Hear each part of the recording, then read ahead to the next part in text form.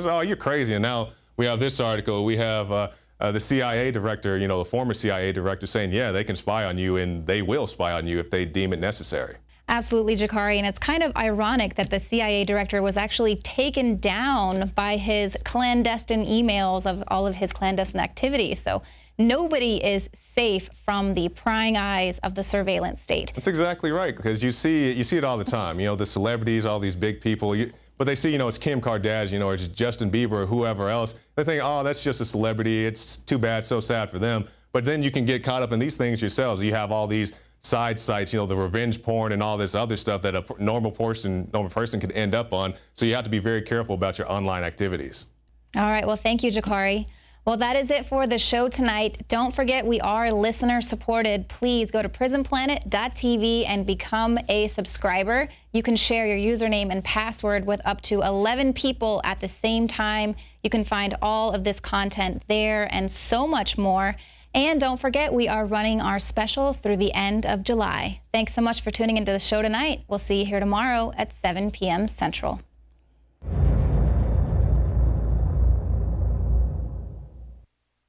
You've experienced and heard about the benefits of Super Male Vitality. Now, the new formula has arrived. Introducing the new Super Female Vitality. I have specifically designed this formula to help the body naturally regulate itself without the use of artificial hormones. Key ingredients chosen from the highest quality sources. Secure your Super Female Vitality today from our limited stock at InfoWarsLife.com. You are watching the InfoWars Nightly News, which airs 7 p.m. Central at InfoWarsNews.com. Members can share their passcodes with up to 11 other people, and your support is helping us defend liberty worldwide.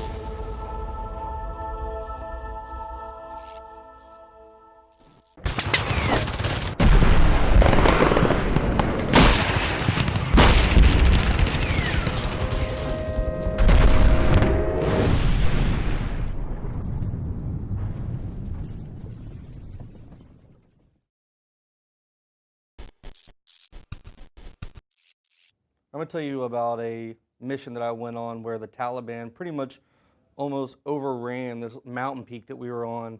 We had maybe 16, 17 guys, and they had a couple hundred. It's a pretty crazy time. So I'm back at my little district center, my DC, and we're heading out. We lived maybe 45-minute drive away from the border, only because we have to go, 25 miles an hour through IED-infested roads. So we get out there and get up this hill. And when you get up this mountain, when we drive up this mountain, it's mind-blowing as to how small the road is compared to how wide the MRAP is, the Humvees and all that we have out there. Literally, this much of your tire is hanging off like a cliff, and just rocks are falling down, and you're like sitting there in the turret looking over, and you're like, oh my God, I'm gonna die before I even make it up here to ambush the Taliban. So I always hated that ride up that freaking hill. We get up there, we set up our firing points all up and down the mountain. The way the mountain ran was a hilltop, and then the Pakistani mountains were right here, all just surrounding us. So you had the north side, it was a north to south run on that mountain, and we had HESCO barriers that were set up. So you only had small avenues you could go to get to these different firing points. And the Taliban knew that in previous times before this.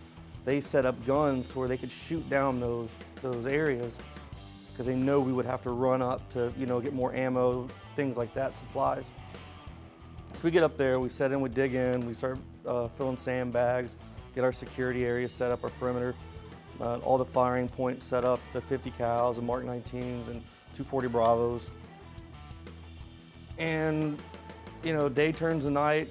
We start shooting off some flares, hoping that that'll trigger some kind of response from the Taliban, because we know they come through there. We know that's a huge supply route from Pakistan back in Afghanistan in this ravine across the way.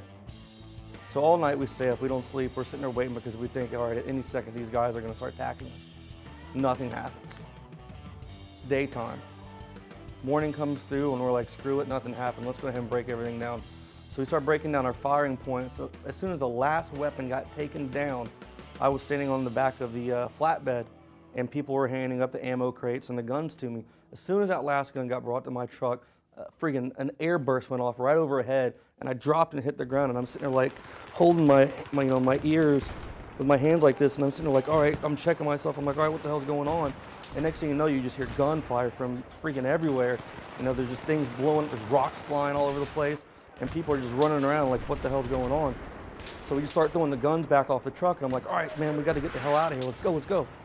So we get up the hill, and we start dishing out the weapons, and it takes about 5 to 6 minutes. It seems like a lifetime to get all this set back up. We get it all set up, and since I was the staff sergeant, I have to go around and check on the different firing spots. So during this freaking battle, I'm checking real quick to make sure everyone's set up good before I engage myself. So I'll never forget this one point where I'm at the south part of the mountain where the trucks are and all that, and I check on all the men there. Then I have to go to the north side, and I have to go through this little narrow passageway where there's HESCO barriers that are about 6 foot tall, full of sand, and I'm sitting here leaning against this HESCO wall, like in this little divot, and bullets are just whizzing by my chest, and I'm doing everything I can to just like hold my breath so a bullet doesn't catch me at all. Like the slightest, breath in, my chest would expand and then end up catching one of those freaking rounds whizzing by my chest. So I'm sitting there like, counting. I'm like, all right, please hurry up, reload, reload. Weapon stops, boom, start running up. I get about 10, 15 seconds, stop again, and I'm leaned against this wall, and there's just bullets. You just see the tracers just whizzing by, and you're just sitting there holding on for dear life, like, what the hell's going on? So I finally get up to the northern checkpoint to where I need to be, and I'm able to start laying down suppressive fire as well. I mean, we're shooting out Mark 19s. We've got Chinese rockets coming in. I mean, they are mortaring us. There's heavy weapons fire, small arms fire. I mean, it is nuts. RPGs are coming in all over the place, and it was just complete and total chaos, like the apocalypse was happening. It was just so nuts to be sitting there, and all you see are just, these tracers just whizzing by you nonstop, and every second you're sitting thinking like, all right, I'm doing my job, I'm shooting, and you see something just whiz right by your face, and you can feel the air sometimes of it whizzing by, and you're like, oh my God, that was close. And you can't help it not, your life kind of flashes before you real quick, and you're sitting there like, what the hell's going on? Next thing you know, it just dead silence. And we're just sitting there looking around, and I'm like checking myself. I'm like, my adrenaline's going so much, my heart's pounding. I'm like, I'm probably shot somewhere. We all check each other, and it quietens down for a minute. Then the rocket fire starts coming in again, and we're sitting there like, all right, what are we gonna do? So we get on the radio and we call in for a fire mission to some M777 Alpha 2 howitzers that are about 16, 17 miles behind us. So we're sitting there calling in fire missions. We've got these huge 105, 109-pound bullets coming over our head, these rounds, and they're just raining steel down into this valley, just whizzing over our head. And then we have the little birds, the Kiowas, they start coming in and doing gun runs with the Hellfire missiles into the sides of the mountain. I mean, you're talking about sitting there and hearing splash, and you're just waiting for that artillery round to explode. And it's just like, and the whole ground is just shaking. And you're sitting there thinking, if these guys are off 1 mil from that far back, that can be them taking us out. That's one of the scariest things, to be that close, danger close to the freaking rounds coming in over your head. You could hear the like overhead and then hitting the ground and just seeing the mountain explode. It was one of the craziest days of my life to experience that. It was so mind-blowing. And it's just one of those things. I mean, we got lucky. No one got hurt that day. But it's just one of those, you know that someone was looking out for you, because that much going on that fast, that intense, that, everything just turned to hell in seconds. And luckily, we were able to make it out of there, unhurt. But it was one of the craziest experiences of my life. And it haunts me to this day, because I can still hear that explosion over my head. And I'm sitting there dropping into the truck, and I'm like checking myself. I'm like, oh my God, am I still here? I just wanted to share that experience with you guys. I'm Staff Sergeant Joe Biggs, U.S. Army retired with INFOWARS.com.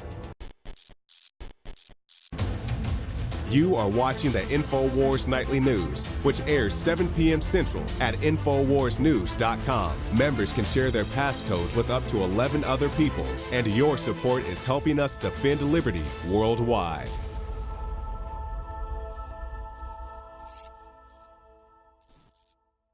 I began to get into iodine a few years ago because it was helping me and my family so much get healthy and detoxify.